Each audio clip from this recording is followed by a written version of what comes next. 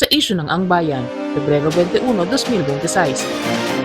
Editorial, Marcos noon, Marcos ngayon. Marapat na gunitain ng sambayanang Pilipino ang ika-40 anibersaryo ng pag-aalsang EDSA, ang 4 na araw na makasaysayang pagbabangon ng nagsilbing huling bigwas ng 14 na taon ng pakikibaka ng sambayanang Pilipino na nagtapos sa korap at pasistang diktadura ni Ferdinand Marcos Sr. Para palawigin ang pagkakaluklok niya sa Malacanang, ipinato ni Marcos Sr. ang batas militar noong 1972 at ginamit ang militar at pulis para maghasik ng basistang lagim. Biniringan, binusalan at siniilang buong bayan habang nagkamal ng yaman at nagpakasasa sa kapangyarihan ng mga Marcos. Hindi bababa sa 10 bilyong dolyar o 600 bilyong piso ang kinamkam ng mga Marcos at inilagak sa mga bangko sa ibang bansa o pinagbili ng mga mansyon, lupain, gusali, diamante at mga negosyo at iba pang mga pag-aari. Inangkin ng mga Marcos ang negosyo ng kanyang mga karibal at pinabura ng kanyang mga kroni at mga tapat na alipores. Nabundat ang mga Marcos habang nasubsob sa paghihirap ang taong bayan. Sa loob ng 14 na taon, walang pagod at walang patid na nakibaka ang sambayanang Pilipino.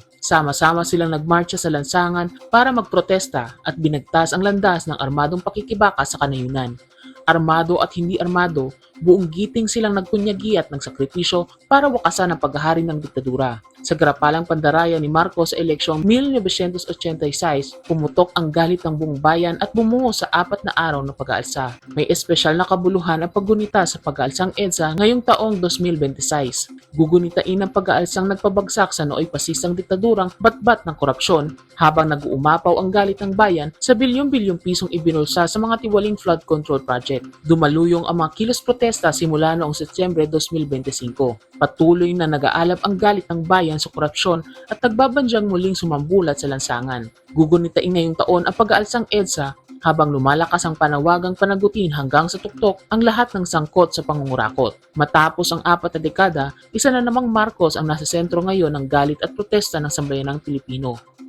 Matapos ang ilang buwan na pilit pinagtatakpan ang pagkaimbwelto ni Marcos sa kurakot, lumabas na ang ebidensya na nagtuturong siya mismo, katuwang ang mga opisyal ng Malacanang at kasapakat ang mga opisyal ng Department of Public Works and Highways ang utak ng malawak na eskema ng koleksyon ng kickback sa mga proyektong pang-infrastruktura ng gobyerno. Ang mga patunay nito, kabilang ang talaan ng natanggap na kickback na aabot sa 8 bilyong piso na inihatid sa bahay ni Marcos sa Forbes Park, ay pinigilang isawalat sa publiko sa ginawang pagbasura ng Kongreso sa isinampang kasong impeachment laban sa kanya. Kasabwat naman ang akbayan at ilang politikong umaas ng anti-korupsyon, pilit na inilalayo ni Marcos ang galit sa kanya ng taong bayan. Ginagamit ang multo ng pagbabalik ng mga Duterte para takutin ang mamayang nagtutulak na panagutin si Marcos. Ang ibinulsang kickback ni Marcos sa mga flood control project ay bahagi lamang ng malaking eskema ng mga Marcos para magkamal ng yaman sa poder. Mula na muling umupo ang mga Marcos sa Malacanang, hindi bababa sa 7 na ang kasong katiwalian laban sa kanila ang ibinasura ng mga korte. Sangkot ang mahigit 3 bilyong pisong nakaw na yaman. Itinulak ni Marcos ang pagsasabatas ng Maharlika Fund para magamit niya ang hanggang 75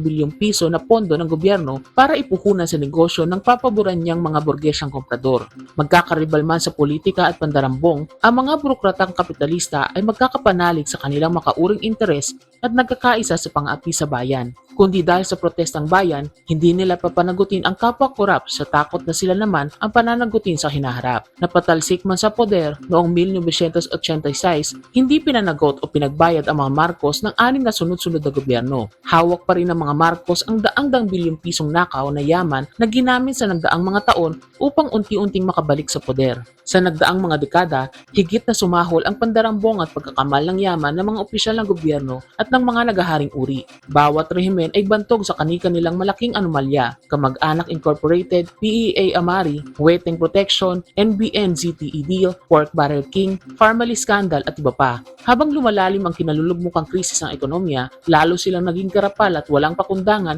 sa pagnanakaw sa pondo ng bayan. Ang malakihang kickback sa mga proyektong flood control ay sinimulan ni Duterte at pinasahol ni Marcos. Kahit vice-presidente lamang, daang-daang milyong piso rin ang kinulimbat ni Sara Duterte na bantog sa korupsyon tulad ng ama. Ang pagbubulsa ni Marcos at kanyang mga kasapakat sa bilyong-bilyong pisong pondo ng bayan ay gumagatong sa nag-aalab na galit ng masa ng sambayanan. Habang nagpapakasasa sa yaman ang mga dayuhang kapitalista at lokal na nagaharing uri, labis ang pagdurusa ng masang anak pawis at maliliit na naghahanap buhay sa harap ng walang awat na pagtaas ng presyo ng pagkain at mga bilihin, mababang sahod at sweldo, kawalan ng trabaho trabaho at kabuhayan, palpak na serbisyo, patuloy na pagwasak sa kalikasan at resulta nitong mga kalamidad. Habang sunod-sunuran sa kapangyarihan ng imperialismong US, itinutuon ng armadong estado ang pasisang bangis nito laban sa sambayanan. Gugunitain ng sambayanan ang ika-40 taon ng pag-aalsang EDSA sa gitna ng lumalakas na panawagan, higit lalo ng mga kabataan na wakasan ang nagaharing bulok ng sistema. Tunay nga na para makamit ang hinahangad ng bayan na tunay na pagbabago, kailangan wakasan ang nagaharing malakolonyal at malapyudal na sistema at ang makauring paghahari ng mga burokrata kapitalista, kasabwat ang mga burges komprador, malalaking panginong may lupa at dayuhang monopolyo kapitalista. Dapat panghawakan ang mga aral ng kasaysayan upang tanglawan ang landas ng pagsulong ng pakikibaka